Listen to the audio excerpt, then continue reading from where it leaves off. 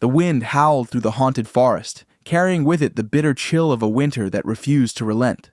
Jon Snow pulled his cloak tighter, his breath misting in the air as he led a small ranging party beyond the wall. The night's watch had been stretched thin, and with rumors of wildling movements and whispers of worse things stirring in the dark, Lord Commander Mormont had sent Jon to scout the Frostfangs. Ghost padded silently beside him, the direwolf's white fur blending with the snow. Samwell Tarly trudged behind, muttering about the cold, while Gran and Ed brought up the rear, their faces grim beneath hoods crusted with ice. The mission was simple: investigate a report of a wildling camp near the Milkwater, but the North had a way of turning simple tasks deadly. As they crested a ridge, Jon's eyes caught something strange, a glint of color against the endless white. He knelt, brushing away snow to reveal a smooth, oval object half buried in the frost. It was the size of a man's head, its surface a deep, shimmering green, flecked with gold that seemed to pulse faintly in the dim light. Jon's heart quickened. He had heard tales of such things, whispered in the halls of Winterfell by old Nan. Dragon eggs, relics of a lost age. Sam, Jon called softly, his voice barely above the wind.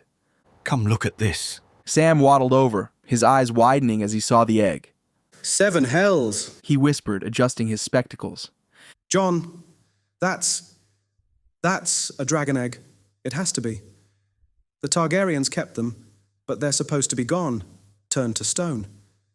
It's warm. Jon said, his gloved hand resting on the egg's surface. Despite the freezing air, the egg radiated a faint heat, like a coal buried deep within.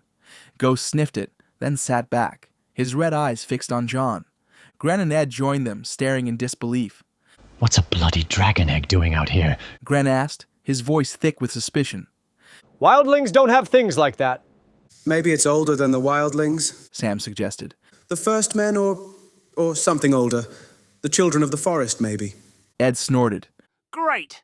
Another cursed thing to drag back to the wall, as if we don't have enough trouble. Jon ignored the jibe, his mind racing. The egg was a mystery, but it was also a responsibility. If it truly was a dragon egg, it could change everything. For the Night's Watch, for the North, for him. We take it back to Castle Black. The Lord Commander will know what to do. The journey back to the wall was fraught with peril. A sudden blizzard forced the party to shelter in a cave, and Jon kept the egg close, wrapping it in his cloak to shield it from the cold. At night, he dreamed of fire, of a great beast with wings that blotted out the stars, its roar shaking the earth. In the dream, he rode the dragon, but its eyes were not those of a beast. They were his mother's eyes, though he had never known her face. When they finally reached Castle Black, the egg was hidden in Jon's quarters, tucked beneath his bed in a chest. He confided only in Sam, who pored over every book in the library, searching for lore about dragons. The Targaryens used blood and fire to hatch their eggs. Sam said one night, his voice low. But no one's done it in centuries. The magic's gone, Jon. Then why is it warm? Jon asked, his fingers tracing the egg's surface. Why does it feel alive? Sam had no answer, and Jon dared not tell Lord Commander Mormont. The old bear was a practical man, and Jon feared he might see the egg as a liability, or worse, send it to King's Landing, where it would fall into the hands of the Lannisters or Stannis Baratheon. Jon couldn't shake the feeling that the egg was meant for him, though he couldn't say why. Days turned to weeks, and the egg remained a secret, but secrets have a way of unraveling. One night, as Jon trained in the yard, Maester Aemon summoned him to his chambers. The blind maester's voice was soft but firm. "You found something beyond the wall, haven't you, Jon Snow?" Jon froze. How did you... "I hear things, Aemon said, a faint smile on his lips. and I know the weight of secrets. Tell me, boy, what is it?" Jon hesitated, then confessed. Aemon listened, his expression unreadable. When Jon finished, the old man leaned back, his milky eyes staring into nothing. "A dragon egg. He murmured. The blood of the dragon runs in my veins, yet I am too old for such things. But you are young, and the North is in your blood.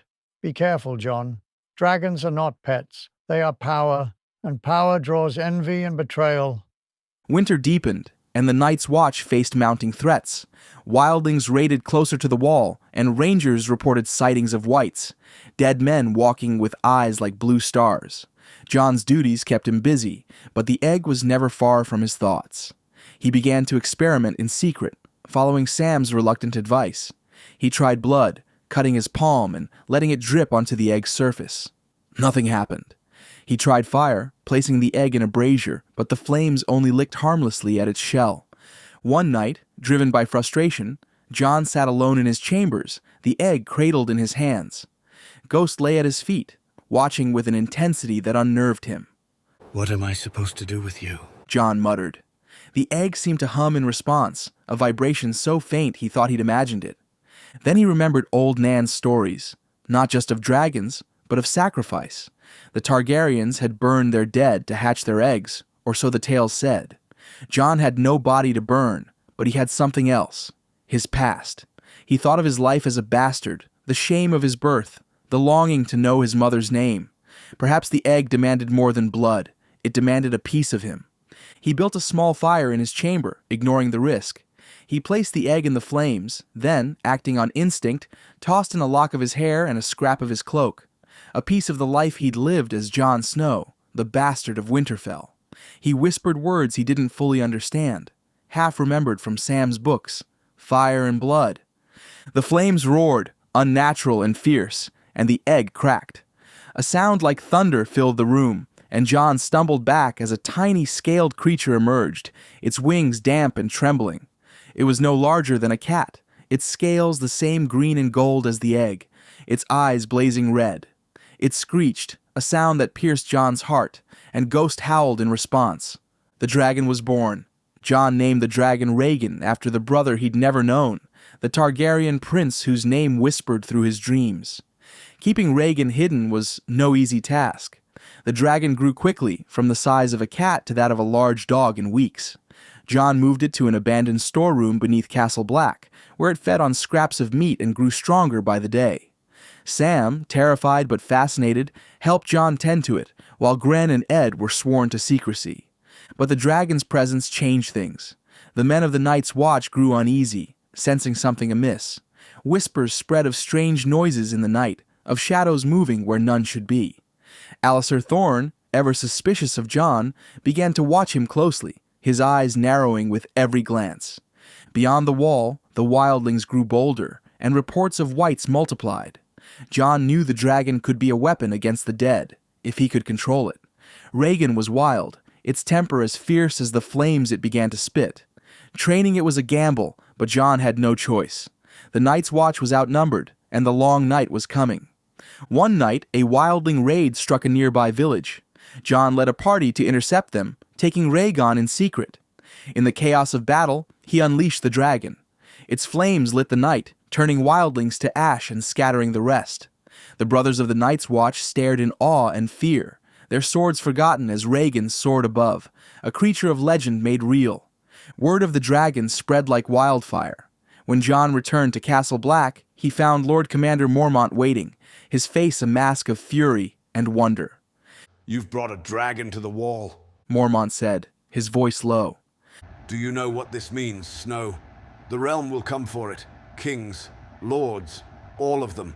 I didn't ask for this, Jon said, but the words felt hollow. He had hatched the dragon, and its power was his to wield, or to lose. The news of Rhaegon reached the south, carried by ravens and spies. Stannis Baratheon, camped at the wall after his defeat at Blackwater, demanded the dragon as his right, claiming it as a sign of his destiny as Azor Ahai. Melisandre, the Red Priestess, spoke of visions in the flames, of a dragon bound to the Lord of Light. In King's Landing, Cersei Lannister sent emissaries, offering gold and titles for the beast. Even Daenerys Targaryen, far across the narrow sea, heard whispers of a dragon in the north and began to plan her return. Jon refused them all. Rhaegon was his, bound to him by blood and fire, and he would not surrender it to those who sought to use it for their own ends. But the dragon's presence strained the Night's Watch. Some brothers saw Jon as a hero, others as a threat.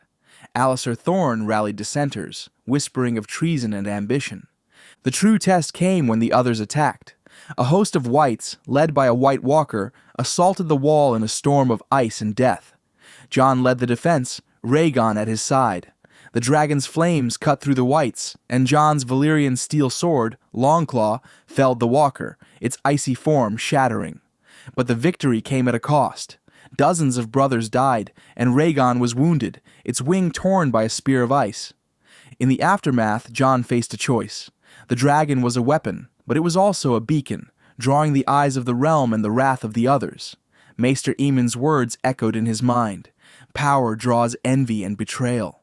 He began to question his path.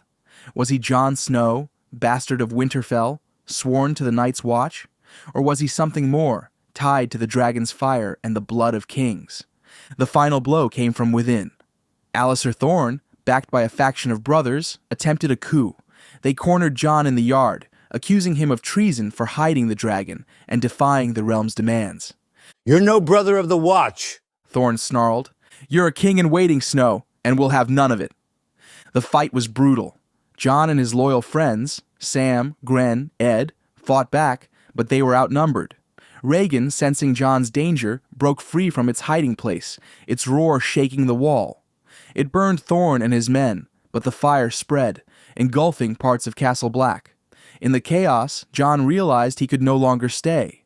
The Night's Watch was fracturing, and Rhaegon's presence would only bring more destruction.